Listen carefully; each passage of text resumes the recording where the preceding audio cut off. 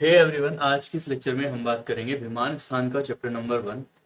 इसमें हम पढ़ेंगे रस विमान अध्याय के बारे में। रस के रिगार्डिंग जितने भी इंपॉर्टेंट चीजें हैं वो सारी हम इस चैप्टर में डिस्कस करने वाले हैं। कंप्लीट चैप्टर इसी वीडियो में डिस्कस करेंगे। तो सबसे पहले हम बात करते हैं कि परिचय मतलब इंट्रोडक्शन क्या है, कि विमान स्थान एक्चुअल में है क्या, और विमान स्थान की नीड क्यों पड़ी। तो जैसा आपको पता है कि निदान स्थान में क्या होता है, निदान स्थान में क्या है, रोगों के बारे में बताया गया है, ठीक है। और इससे अगला जो स्थान होगा वो होगा चिकित्सा स्थान। तो चिकित्सा स्थान में क्या बताया गया है, चिकित्सा स्थान में चिकित्सा के बारे में बताया गया है। तो रोग और उनकी चिकित्सा का तो हमें पता है किस तरह से करेंगे, ठीक है। लेकिन इससे पहले हम पढ़ते हैं विमान स्थान। विमान स्थान क्यों पढ़ते हैं, क्योंकि इसमें हमें पता चल जाए कि औषधि कितनी लेनी है, औषध की मात्रा क्या होगी, और रसों का ज्ञान। क्योंकि जिस पर्सन को, जिस वैद्य को रस आदि का ज्ञान होता है, वही क्या होता है, सम्यक प्रकार से चिकित्सा करने में योग्य होता है। तो निदान स्थान में रोगों का निदान बताया गया है। और इससे अगला वाला जो स्थान है वो क्या है, चिकित्सा स्थान, जिसमें हम चिकित्सा का उद्देश्य करते हैं। लेकिन चिकित्सा में जब तक दोष, औषध और इन सब का ज्ञान नहीं होता तब तक चिकित्सा सफल नहीं होती है। इसीलिए हमारा क्या किया गया है, विमान स्थान की स्थापना की गई है। तो यहाँ पे क्या किया था, दोष, औषधि आदि की विशेषता बताने वाले जो स्थान है वो है हमारा विमान स्थान। तो यहाँ पे क्या है, ये क्या बताता है हमें, दोष, औषध और रस आदि के बारे में बताता है। इसी को हम क्या कहते हैं, विमान स्थान कहते हैं। तो विमान स्थान का प्रयोजन क्या था, पर्पस क्या था, कि चिकित्सा शास्त्र में रोगों की नियमित पूर्व रूप उपशय संप्राप्ति को समझकर पहले क्या करना है, जैसे चिकित्सा शास्त्र में क्या करना है, पहले हमें पूर्व रूप उपशय संप्राप्ति सबको समझकर क्या करना है, औषध, देश, काल, बल, शरीर सार, इन सब को समझकर। पहले हमने क्या पढ़ा, निदान स्थान में रोगों को पढ़ा, रोग किस तरह से उत्पन्न हुआ, रोगों के क्या पूर्व रूप थे, क्या रूप थे, उपशय थे, ठीक है। अब इसके बाद हमें क्या करना पड़ता है कि हमें दोषों को पढ़ना पड़ता है, दोष के बारे में, औषध के बारे में, देश के बारे में, काल के बारे में। तब क्या करते हैं हम, तभी हम चिकित्सा को स्टार्ट करते हैं। तो दोष आदि मान के ज्ञान के बाद ही चिकित्सा होती है। तो दोष आदि के मान के ज्ञान के लिए क्या बनाया गया, हमारा विमान स्थान। तो सिंपल सी बात क्या है यहाँ पे, कि जिसमें हम दोष आदि के बारे में पढ़ते हैं वो है हमारा विमान स्थान। की दोषों का रसों के साथ संबंध क्या है, और औषध के साथ संबंध क्या है, आहार के साथ संबंध क्या है, जिस स्थान में पढ़ा जाता है, सिंपल वो है हमारा विमान स्थान, ठीक है। ये हुआ हमारा यहाँ पे इंट्रोडक्शन। अब हम बात करते हैं रस के बारे में। रस सबको पता होगा, रस कितने होते हैं, रस होते हैं हमारे पास 6। कौन कौन से, मधुर, अम्ल, लवण, कटु, तिक्त और कषाय। तो हमारे पास 6 रस होते हैं। अब इन 6 रसों का क्या होता है, दोषों के साथ संबंध होता है ना। जैसे आपको पता है वात जन्य रस, तो वात को बढ़ाने वाले कौन कौन से रस होते हैं, कटु, तिक्त और कषाय रस क्या करते हैं, वात को बढ़ाते हैं। तो जो वात को बढ़ाता है उसका अपोजिट क्या करता है, कफ, क्या, जो वात को बढ़ाने वाले होते हैं वो क्या करते हैं, कफ का शमन करते हैं। कफ शामक रस कौन से होंगे, कटु, तिक्त और कषाय। तो ये देखो, ये तीनों लास्ट के जो रस होते हैं हमारे, तीनों रस कटु, तिक्त, कषाय, ये वात का क्या करते हैं, प्रकोप करते हैं और कफ का शमन करते हैं। इसी तरह जो हमारे स्टार्टिंग के 3 है, मधुर, अम्ल, लवण, ये क्या करते हैं, वात, कफ को बढ़ाते हैं। तो मधुर, अम्ल और लवण क्या करते हैं, कफ को बढ़ाने वाले होते हैं और वात का शमन करते हैं। मधुर, अम्ल, लवण, वात क्या करते हैं, शमन करते हैं। तो कफ और वात में क्या होती है, अपोजिट वर्क करते हैं, ठीक है।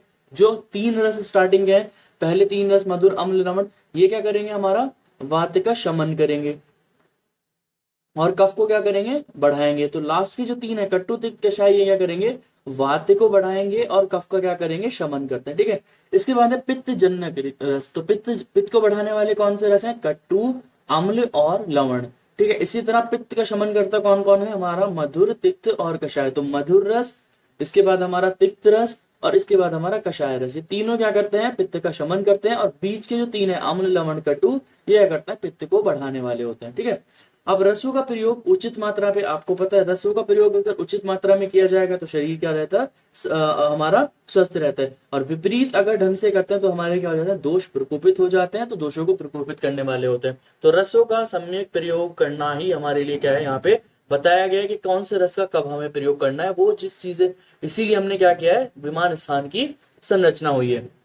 अब हम बात करते हैं दोषों की वृद्धि और शमन के रसों की कारणता। तो देखो, जो यहाँ पे क्या बताया गया, दोषों में, दोषों की वृद्धि और शमन, किस तरह से रस जो है वो दोषों की शमन और वृद्धि कराते हैं। तो जो रस जिस दोष के समान गुण वाले होते हैं ना, तो जो रस जिस दोष के समान गुण वाला होता है या गुणों में समानता पाई जाती है, वह रस क्या करेगा, उन दोषों को बढ़ाएगा। जैसे आप देखो, मधुर रस क्या है हमारा, मधुर रस कैसा होता है, गुरु होता है, ठीक है। अम्ल रस हमारा गुरु होता है, ठीक है। तो ये क्या है, हमारे कफ जनक रस है। तो जिसमें क्या कहा गया है, जो रस दोषों के समान गुण वाले होते हैं, तो यहाँ देखो मधुर क्या है, बिल्कुल कफ के समान वाला होता है, ठीक है। अथवा गुणों में या फिर उनके गुणों में अधिकता पाई जा समानता अधिक पाई जाती है, वो क्या होते हैं, दोषों को बढ़ाने वाले होते हैं, यही आपको लिखना है। और जो रस जिन दोषों के विपरीत गुण वाले होते हैं वो क्या करते हैं, हमारे दोषों को शांत करने वाले होते हैं। जैसे हमारा वात शामक, मधुर क्या होता है, मधुर क्या होता है, गुरु होता है। वात क्या होता है हमारा, लघु होता है, ठीक है। ये हमारा शीत होता है, ठीक है। तो इसके अपोजिट गुण होता है मधुर का, तो मधुर क्या करता है, वात का शमन कराते हैं। तो जो रस दोषों के विपरीत वाले होते हैं, विपरीत गुण वाले होते हैं, वो शमन कराते हैं, और यह दोषों को शांत कराने वाले होते हैं। जो रस समान गुण वाले होते हैं वो दोषों को बढ़ाने वाले होते हैं। इसके बाद ये है हमारे दो इंपॉर्टेंट टॉपिक, इसमें हमेशा क्वेश्चन पूछा जाता है, प्रकृति सम संवेद और विकृति विषम संवेद। यहाँ पे क्या कहा गया है, इसको अच्छे से समझना। इसके अलग अलग द्रव्यों में जो रस विद्यमान वर्तमान रहता है वो गुण अपने में प्राकृत रूप में रहते हुए समुदाय में भी रहते हैं। ये क्या कहा गया है, देखो मैंने सपोज करो यहाँ पे कोई एक द्रव्य है, द्रव्य 1, ठीक है, यह द्रव्य 1, यह द्रव्य 2। तो इस द्रव्य के अंदर क्या है, मधुर रस है, ठीक है। इस द्रव्य के अंदर क्या है, अम्ल रस है, दो द्रव्य है। अब अगर इन दोनों रसों को मिला दिया जाए तो मधुर और अम्ल दोनों रस इसके अंदर प्रेजेंट है जो नया बने, ठीक है। तो यहाँ पे यही कहा गया, इसमें अलग अलग द्रव्य में, जो अलग अलग द्रव्य में रस विद्यमान थे, यदि उन्हें मिला दिया जाए, उनके समुदाय कर दिया जाए, उनको कंबाइन कर दिया जाए, तो वही रस उनमें प्रेजेंट रहे। इस द्रव्य के अंदर अपना मधुर ही रहे और इसके अंदर अपना अम्ल ही रहे, इसको कहते हैं प्रकृति सम संवेद। जैसे ज्वर को दूर करने वाली बहुत सारी 4 औषधि है हमारे पास, मान लो 4 औषधि ऐसी हैं जो ज्वर को नाश करती हैं। अब अगर हम उन चारों को एक साथ मिला दें तो भी वो क्या करें, ज्वर का ही शांत करें, तो इसको कहा जाता है हमारा प्रकृति सम संवेद। इसके बाद है विकृति विषम संवेद। विकृति विषम का मतलब क्या है, जब आप 2 या 2 से अधिक द्रव्यों को मिला दो और जो उनके प्राकृत रूप स्वरूप था वो खत्म नष्ट हो जाए, ठीक है। जैसे मान लो दूध, दूध और मछली है ना, दूध और मछली, तो इनका जो प्राकृत था ये भी बल देने वाला था, ये भी बल देने वाला था, लेकिन इनका जो प्राकृत अवस्था थी, जो प्राकृत रूप था, वो क्या हो गया, यहाँ पे नष्ट हो गया। जब 2 द्रव्यों को मिलाने में, जब 2 या 2 से अधिक द्रव्यों का एक साथ जब हम संयोग करते हैं तो उनमें क्या हो जाए, विकृति उत्पन्न हो जाए, उसी को हम क्या कहते हैं, विकृति विषम संवेद। जैसे दूध और मछली का संयोग, या हम कह सकते हैं समान मात्रा में मधु और घृत का संयोग। इसके बाद हम बात करते हैं चतुर्विध प्रभाव उपदेश। तो चतुर्विध, यहाँ पे 4 प्रकार के प्रभाव बताए हैं। यहाँ पे इनके बारे में औषधियां 4 प्रकार, औषधियां जो 4 प्रकार की कही गई है वो है वीर्य, गुण, विपाक और प्रभाव द्वारा कार्य करती हैं। तो मतलब जो 4 ऐसे प्रभाव बताए गए हैं जिनके द्वारा जो हमारी औषध है वो कार्य करती है, या तो वीर्य से कार्य करेगी, ठीक है, या गुण के थ्रू कार्य करेगी, या विपाक के थ्रू कार्य करेगी, या प्रभाव के थ्रू कार्य करती है। जैसे अगर हम बात करते हैं तेल का प्रभाव, तो तेल का प्रभाव कैसा होता है, स्निग्ध होता है, ठीक है, उष्णता उत्पन्न करता है और वात का शमन करता है, ठीक है। इसी तरह हम घृत का प्रभाव बात करते हैं, तो देखो यहाँ पे मधुर ये उसका गुण हुआ, ठीक है, ये शीतल उसका वीर्य हुआ, और मंद क्या हो गया यहाँ पे इसका गुण। तो यहाँ पे क्या करेगा, इन सब के कारण पित्त का शमन करता है। इसी तरह मधु, मधु का प्रभाव क्या है, रूक्ष होता है, तीक्ष्ण होता है, और कषाय रस के कारण क्या करता है, कफ का शमन करता है। तो या तो औषधि हमारी क्या करती है, किसके कारण करती है, वीर्य, गुण, विपाक या प्रभाव के थ्रू कार्य अपना करती है, ये बात यहाँ पे बताई गई है। इसके बाद है अत्यधिक सेवन में वर्जित द्रव्य। 3 ऐसे द्रव्य हैं जिनको आपको अति मात्रा में सेवन नहीं करना चाहिए। तो ये क्वेश्चन कभी कभी पूछा जाता है, ऐसे कौन से 3 द्रव्य हैं जिनका अति मात्रा में सेवन करने के लिए मना किया गया है। तो 3 द्रव्य कौन कौन से हैं, पहला है पिपली, दूसरा है क्षार और तीसरा है लवण।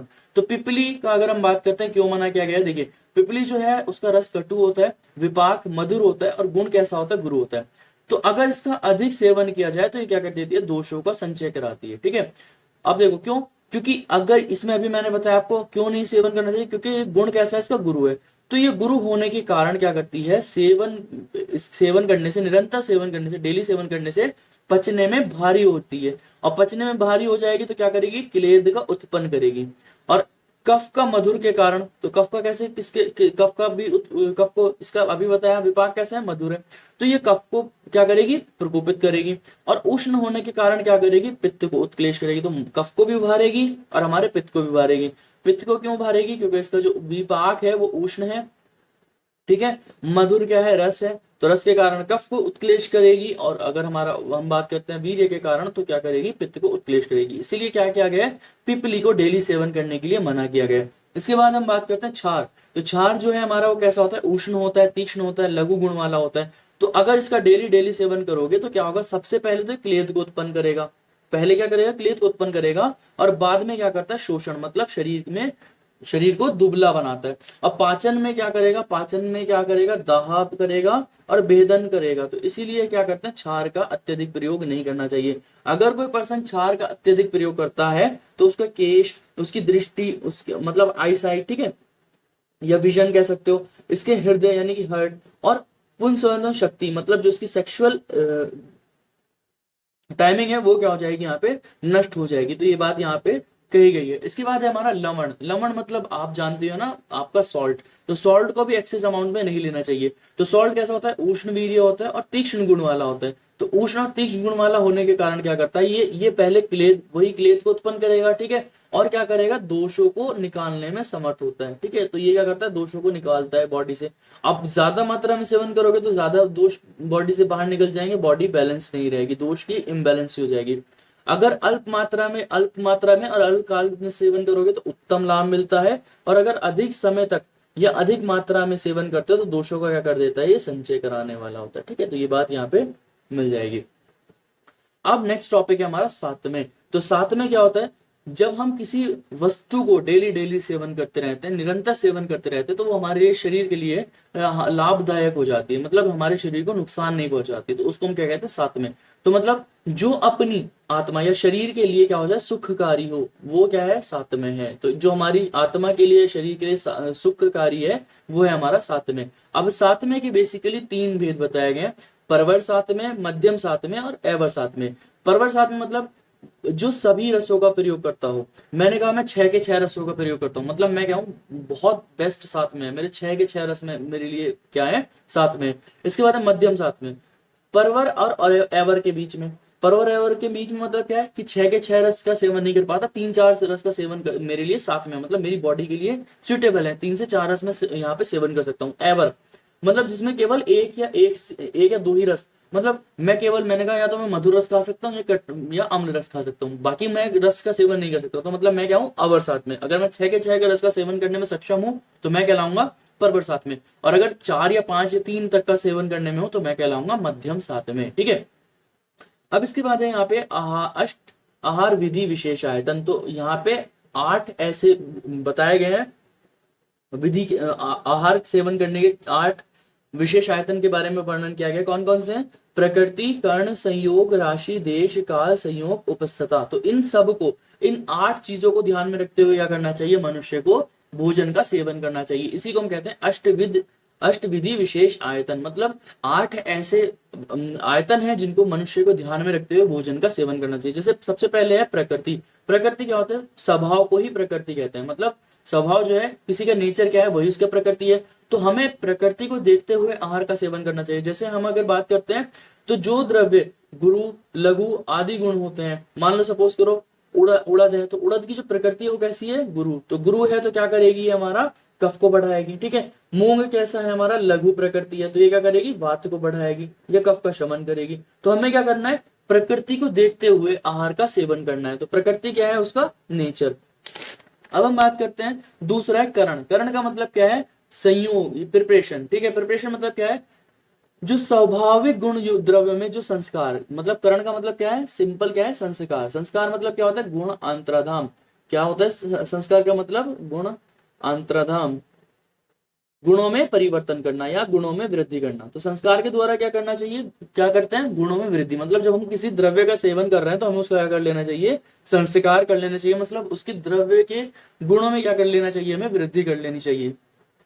तो स्वाभाविक गुणयुक्त द्रव्यों में जो संस्कार किया जाता है वह कारण है। तो मतलब जो हमारे स्वाभाविक गुणयुक्त द्रव्य जो है उनमें जब हम किसी भी तरीके का गुण का परिवर्तन करते हैं वो है हमारा संस्कार, या उसी को हम क्या कहते हैं, करण कहते हैं। दूसरे गुणों को द्रव्य में लाने का नाम संस्कार है। मतलब वही बात मैंने बताया कि किसी द्रव्य में नए गुण लाने को या नए गुण उत्पन्न कराने का नाम क्या है, संस्कार। जैसे जल अग्नि संयोग, इसमें शोच, मनन, देश काल आदि द्वारा विभिन्न प्रकार के पत्रों द्वारा रखने से उनके गुणों का आधान किया जाता है, ठीक है। वही बात यहाँ पे कही गई कि जल का संयोग करा दो, अग्नि का संयोग करा दो, तो उसमें क्या हो जाएगा, अगर वहां पे डिफरेंट चीजों का संयोग करा रहे हो तो वहां पे उसके गुण में वृद्धि हो जाएगी, यानी कि उसका संस्कार हो जाएगा।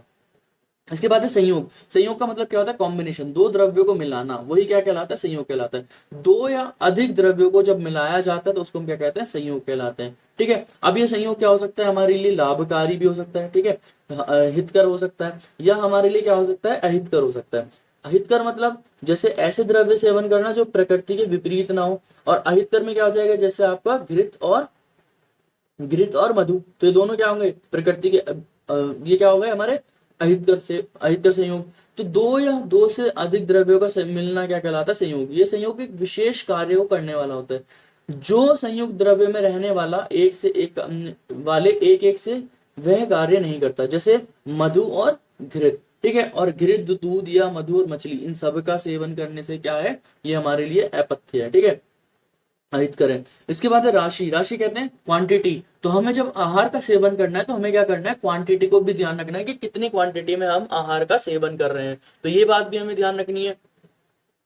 तो अगर हम बात करते हैं तो राशि, राशि मतलब क्या है? मात्रा। तो मात्रा को ध्यान रखते हुए या अमात्रा का फल निश्चित करने के लिए सर्वग्रह और परिग्रह राशियां बताई गई हैं। कितने टाइप है राशि के? दो टाइप है। पहला है सर्वग्रह, दूसरा है परिग्रह। सर्वग्रह का मतलब क्या है? सभी द्रव्य, मान लो मेरे पास बहुत सारे द्रव्य रखे, चार पांच मेरे पास फूड आइटम्स रखे हैं, अब मैं चार पांच फूड आइटम्स को एक ही साथ ग्रहण कर रहा हूं, तो वो कहलाएगा सर्वग्रह, ठीक है। और अगर उनको अलग अलग करके, मैंने सपोज करो मेरे थाली में दाल भी था, ठीक है, चावल भी था, कचरी भी थी, ठीक है, सपोज करो सेव भी था, ये सब था, तो मैंने अगर इनको एक ही साथ कंबाइन करके बिल्कुल सेवन किया तो वो कहलाएगा मेरा सर्वग्रह। और अगर मैंने अलग अलग, पहले दाल मतलब दाल लिया, चावल अलग लिया, कचरी इस तरह से किया, तो मैंने क्या कहलाएगा? परिग्रह।